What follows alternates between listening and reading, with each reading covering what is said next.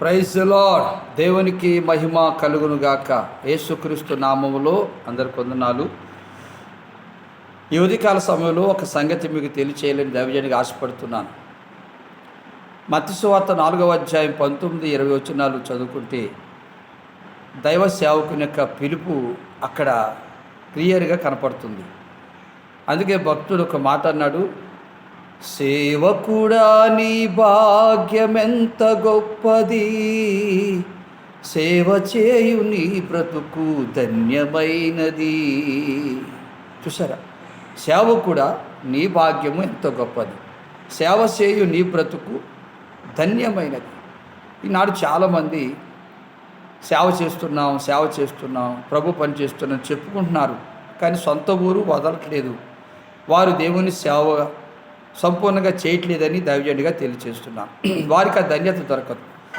చూడండి, ఈ మత్తయి సువార్త 4వ అధ్యాయం 19వ వచనంలో యేసు ప్రభు అన్నాడు, మీరు నా వెంబడి రండి, మిమ్మల్ని మనుషుల పట్టులుగా జాలరుగా చేస్తాను. అంటే ఇక చేపల పట్టు జాలరు కాదు అని అర్థం తెలుసుకొని చేపలు పట్టడం మానేశారు. వలలు విసరడం వసవడం మానేశారు. ఊరు వదిలేశారు. చెప్పాలంటే భార్యాభర్తలను కూడా పిల్లలను కూడా వదిలి దేవుని పని కోసం తెగించి ముందుకు వచ్చారు. అంటే భార్య పిల్లలకు కావాల్సింది వారికి అందిస్తూ అన్నిటికంటే శ్రేష్టమైనది దేవుని సేవ అని దేవుని పరిచర్య కోసం సమస్తాన్ని విడిచిపెట్టి ప్రభువుని వెంబడించారు. అదేంటి నిజమైన సేవ, అదేంటి దైవజనుల యొక్క పిలుపు. యేసు ప్రభు చెప్పిన మాట ఏమిటంటే మార్కు సువార్తలో, ఇక మీరు మనుషుల పట్టు జాలరులు అవుతారు కానీ చేపల పట్టు జాలరులు కారు అన్నాడు. అంటే ఇక మీదట మీరు చేపల పట్టు జాలరులు కారు, మనుషుల పట్టు జాలరులు అన్నాడు. ఎందుకంటే ప్రభువుని వెంబడించారు కనుక, ప్రభు పరిచయం చేయడానికి ముందుకు వచ్చారు కనుక, ఊరు వదిలేరు కనుక, కులాన్ని వదిలేరు కనుక, వ్యాపారాన్ని వదిలేరు కనుక, చేతి పనిని వదిలారు కనుక, సమస్యను పెంటగా ఎంచుకున్నారు కనుక, ఇక మీరు చేపల పట్టు జాలర్లు కారు, మనుషుల పట్టు జాలర్లు అన్నాడు. మరి ఈనాడు నేను సేవ చేస్తున్నాను చెప్పుకున్నారు చాలామంది. ఊరు వదలరు, కులాన్ని వదలరు, బంధుత్వాన్ని వదలరు, వ్యాపారాన్ని వదలరు, ఉద్యోగాన్ని వదలరు. ఎలా సేవకులు అవుతారు వీళ్ళు? అంటే బ్రతుకు తెరువు కోసం బైబిల్ పట్టుకున్న సేవకులు అవ్వచ్చు. రెండవది, ఈ లోకంలో కాసంత ఘనత సంపాదించుకోవడం వచ్చిన సేవకుడు కావచ్చు, లేకపోతే పట్టుకుట్టు కోసం, లేకపోతే ధనధాన్యాలు సంపాదించడం కోసం వచ్చిన సేవకులు కావచ్చు. కానీ దేవుని సేవకులు కాదు. దేవుని సేవకుని యొక్క పిలుపు ఏమిటంటే మత్తయి సువార్తలో చదువుకున్నాం కదా 4:19, నా వెంబడి రండి, మిమ్మల్ని మనుషులు పట్టు జాలరుగా చేస్తారన్నాడు. అది దేవుని పిలుపు. చూడండి, పాత నిబంధనలో కూడా చూస్తే అబ్రహాం దేవుని పిలుపు అందుకుని ఊరు వదిలిపెట్టాడు, బంధువులను వదిలిపెట్టాడు, కులాన్ని వదిలిపెట్టాడు, వ్యాపారాన్ని వదిలిపెట్టాడు, విగ్రహారాధనను వదిలిపెట్టాడు, ఆచార సంబంధం ప్రతిదాన్ని వదిలేసుకున్నాడు. దేవుని పని కోసం ప్రయాణాన్ని కొనసాగించాడు. అందుకే విశ్వాసులకు తండ్రి అయ్యాడు, గొప్ప ధన్యత పొందుకున్నాడు. పౌలు గారి విషయంలో చూస్తే చాలామంది పౌలు గారు డారాలు కొట్టలేదా, మేమందుకే మిషన్ కొడుతున్నాం, మేమందుకే వ్యాపారం చేస్తున్నాం, మేమందుకే ఉద్యోగం చేస్తున్నాం అని బడాయి కబుర్లు చెప్పుకుంటున్న సేవకులారా జాగ్రత్త, ఖబర్దార్. వాక్యము తెలుసుకోనండి, సత్యాన్ని తెలుసుకోనండి. పౌలు గారు ఏం చేసిందో తెలుసా? సౌలుగా ఉన్నప్పుడు రోమా ప్రభుత్వంలో సైన్యాధిపతి, ఆ సైన్యాధిపతి అయిన అధికారాన్ని చూసుకుని మతభ్రష్టుడిగా క్రైస్తుని హింసించాడు, దేవుని శోధించాడు. దేవుని స్వరం విన్న సౌలు పౌలుగా మారాడు. దేవుని వెలుగును చూసిన సౌలు పౌలుగా మారాడు. దేవుని స్వరము విని వెలుగును చూసిన సౌలు సమర్పించుకొని రోమా ప్రభుత్వం వారిచ్చిన సైన్యాధిపతి ఉద్యోగాన్ని పెంటగా ఎంచుకున్నాడు. నాకేవేవి లాభకరములు ఉన్నవో వాటన్నిటిని నష్టపరుచుకుని పెట్టగా ఎంచుకున్నాను క్రీస్తు నిమిత్తము అన్నాడు. నువ్వు అంటావా? నీకుందా?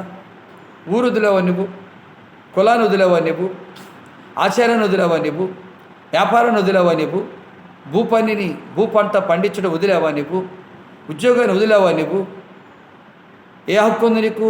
నేను దేవుని సేవకుడు అని చెప్పుకోవడానికి, సంఘ కాపురం అని చెప్పుకోవడానికి హక్కు లేదు.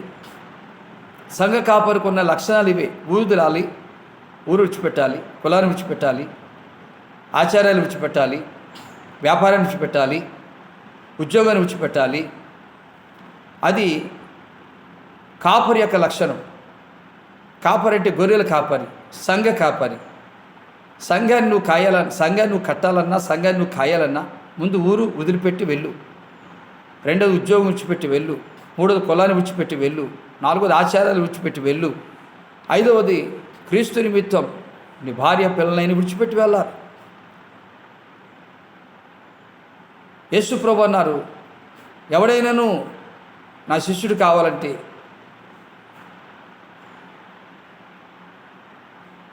తన సిలువను ఎత్తుకొని ప్రయాణం చేయాలన్నాడు. నా శిష్యుడు అనబడాలంటే భార్యనైనను, పిల్లలనైనా, తల్లిదండ్రులైనను, అన్నదమ్ములైనను, కులవనైనను, ఉద్యోగాలను వదలకపోతే నా శిష్యుడు కావు అన్నాడు. మరి అన్నీ పక్కన పెట్టేసి నేను బోధకుడిని అంటావు, సొంతూరులోనే ఉంటావు. నేను పాస్టర్ని అంటావు, సొంత గ్రామంలోనే సంఘాన్ని చీల్చేసి సంఘాన్ని కట్టేస్తావు. ఉద్యోగాన్ని విడిచిపెట్టావు, వ్యాపారాన్ని విడిచిపెట్టావు, ఊరు వదిలిపెట్టావు, కులాన్ని విడిచిపెట్టావు, ఆచారాలు విడిచిపెట్టావు. ఎలా సేవకుడు అయ్యా నువ్వు? అంటే నీవు సేవకుడిగా, నిన్ను నీవే సేవకుడిగా చేసుకున్న సేవకుడు. కొంతమంది కులస్తులు నువ్వు బాగానే బోధిస్తున్నావు, బాగానే పాడుతున్నావు, బాగానే ప్రార్థన చేస్తున్నావు, నువ్వు సేవకుడిగా ఉండరా మా కొరకు అని ఎన్నుకున్న సేవకుడు కావచ్చు. నీ ఇంటి పేరు వాళ్ళు ఎన్నుకోవచ్చు, నీ కులపోళ్ళు ఎన్నుకోవచ్చు, నీ ఊరోళ్ళు ఎన్నుకోవచ్చు, కానీ దేవుడు ఎన్నుకున్న సేవకుడు కావు. యెహెజ్కేలుని దేవుడు ఎన్నుకున్నాడు. యెహెజ్కేలు,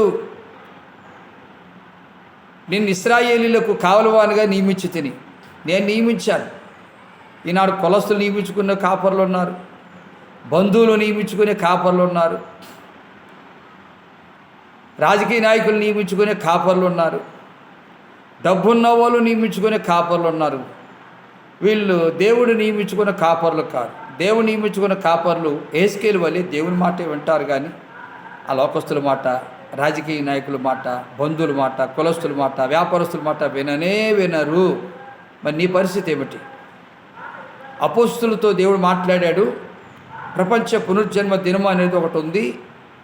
మీరు భార్యని, పిల్లల్ని, అన్నదమ్ములను, వ్యాపార ఉద్యోగాలను, ఊరును వదిలిపెట్టి నా పరిచయం చేస్తున్నారు కనుక 12 సింహాసనంపై మీరు కూర్చుంటారు. 12 గోత్రాలు ఉన్నాయి, ఇజ్రాయేల్ గోత్రాలు. 12 గోత్రాల్లో ఉన్న 12 గోత్రికులకు మీరు తీర్పు తీర్చే అధికారాన్ని పొందుకుంటారు. అది గొప్ప ధన్యత, అది గొప్ప భాగ్యం. ఎంత ధన్యత ఇచ్చాడండి సమస్తాన్ని విడిచిపెట్టిన సేవకులకు. కాపరిగా ఉండాలంటే, సంఘ కాపరిగా ఉండాలంటే, ఆత్మల కాపరిగా ఉండాలంటే నీకు ఇవి ఉండాలి. ఊరు వదిలేసేయాలి, కులాన్ని వదిలేసేయాలి, బంధువులను వదిలేసేయాలి, వ్యాపారాలు వదిలేసేయాలి, ఉద్యోగాన్ని వదిలేసేయాలి, చేతి పని కూడా వదిలేసేయాలి. దేవుని మీద ఆధారపడి సువార్త పరిచయం చేస్తూ ఆత్మలు సంపాదిస్తూ సంఘానికి కాపరిగా ఉంటావు. అక్కడ సంఘాన్ని చీల్చేసి మందిరం కట్టేసి నేను కాపరిని, నేను సేవకు, నేను చెప్పుకుంటే అది దేవునికి ఇష్టం కాదు. కష్టాలకు గురవుతావు తమ్ముడు, శ్రమలకు గురవుతావు అన్నా. ఒక్కసారి జ్ఞాపకం చేసుకొని నీవు దేవుని సేవకుడు అనిపించుకోవాలనుకుంటే ముందు ఊరు వదిలిపెట్టి దేవుని పనిచేయి. రెండోది కులాన్ని వదిలిపెట్టి దేవుని పనిచేయి. మూడోది వ్యాపారమైన, ఉద్యోగమైన వదిలిపెట్టి దేవుని పనిచేయి. దేవుడు చేతకాని వాడా? దేవుడు నేను పోషించలేడా? నీతివంతుడు విశ్వాస మూలంగా బ్రతుకుతాడని చెప్పిన వాక్యం నీకు గుర్తు రావట్లేదా? వ్యాపారం ఎందుకు చేస్తున్నావు? సేవని. ఉద్యోగం ఎందుకు చేస్తున్నావు? సేవని. చేతి పని ఎందుకు చేస్తున్నావు? సేవని. దానికి వంక ఏం చెప్తావు? పౌలు గారు డేరాలు కుట్టుకోలేదా? పిచ్చోడా, డేరాలు కుట్టుకుని బతకలేదు పౌలుగా మారినప్పుడు. డేరాలు కుట్టుకునే వారి వద్దకు సువార్త ఎలా చెప్పాలో ఆలోచించి నేను కూడా డేరాలు కుట్టేవాడను, నాకు ఈ వృత్తి తెలుసు అని వెళ్ళి అక్కడ డేరాలు కుడుతూ సువార్త చెప్పి బయటకు వచ్చేసి అక్కడ సేవకుని పెట్టేశాడు. వాళ్ళు సేవకులు అయిపోయారు, వాళ్ళు దేవుని పని చేశారు. మరి నీ పని ఏం చేస్తున్నావు? డబ్బు కోసమా? డబ్బు కోసం చాలా పనులు ఉన్నాయి. డబ్బు సంపాదించాలంటే దేవుని సేవని అడ్డపెట్టుకుని రాజకీయ నాయకుల చుట్టూ తిరుగుతూ, ధనవంతుల చుట్టూ తిరుగుతూ, కులస్తుల చుట్టూ తిరుగుతూ, ఉద్యోగస్తుల చుట్టూ తిరుగుతూ డబ్బు సంపాదించుకోకు. ఆ డబ్బు నేను రక్షించదు. నీతిగా బ్రతుకు. నీతిమంతులు నిత్య రాజ్యానికి వారసులు. నీతిమంతుడు అపాయం నుంచి తప్పించబడతాడు. అందుకే యేసు ప్రభువు అన్నాడు పాత నిబంధన కాలంలో సామెతల గ్రంథంలో 10వ అధ్యాయంలో చెప్తున్నాడు ఈ మాట. 10, 11, 12 ఉంటుంది కామో ఈ మాట, కొంచెం ఐడియా లేదు. నా ఉగ్రత దినమందు నీ ఆస్తి అక్కరకు రాదు, నీతి మరణం నుండి తప్పిస్తుంది. సామెతల గ్రంథం 11:4 ఉంటుంది కామోలు. కాబట్టి ఆ వాక్యాన్ని ఆధారం చేసుకుందాం. దేవుని సేవ చేసి దేవుని ఆశీర్వాదాలు పొందుకుందాం. అపోస్తులు పొందుకున్న ఆతిథ్యత, ధన్యత పొందుకుందాం. God bless you. దేవుడు మన దీవించడం మీ అందరూ పొందున్నారు. ఈ మాటలు చెప్పానని ఉద్యోగం చేస్తున్న వ్యాపారస్తులారా నా మీద కోపం తెచ్చుకోకండి. వ్యాపారం చేస్తున్నా, ఉద్యోగం చేస్తున్నా, చేతి పని చేస్తున్నా, ఇక రకరకాల ఎన్ని పనులు చేస్తున్నా మీరు అదన్నీ వదిలేసి సంపూర్ణంగా సేవ చేయండి, ధన్యత పొందుకుంటారు. దేవుడు మనకు దీవించును గాక. ఆమేన్.